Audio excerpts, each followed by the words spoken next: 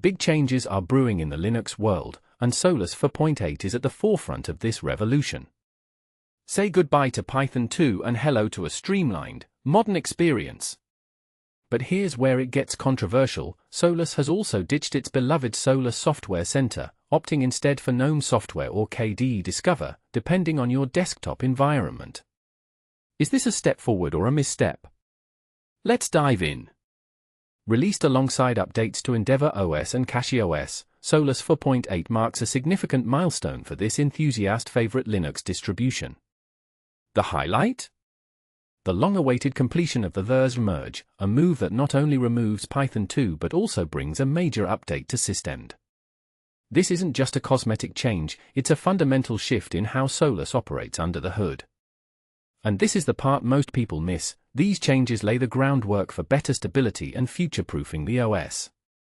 Another notable addition is the Plymouth boot splash screen, now the default choice. While Solus already boasts lightning-fast boot times on modern hardware, Plymouth adds a polished touch, especially when handling offline updates or system maintenance.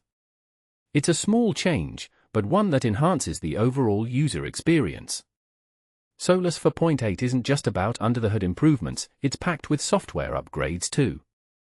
Think Linux kernel 6.17, System 257, Firefox 145, and Mesa 2 5.2.6 graphics drivers. Desktop environments. You're spoiled for choice with Budgie 10.9.4, GNOME 49, and Plasma 6.5.3. Whether you're a Budgie loyalist or a GNOME enthusiast, there's something here for everyone. But here's the question that's bound to spark debate: is Solus's decision to abandon its own software center a wise move, or does it risk alienating users who prefer a unified, distribution-specific experience?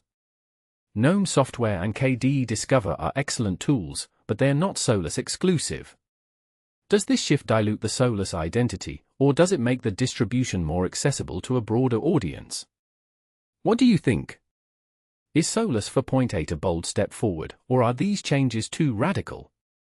Share your thoughts in the comments. We'd love to hear your take on this exciting release.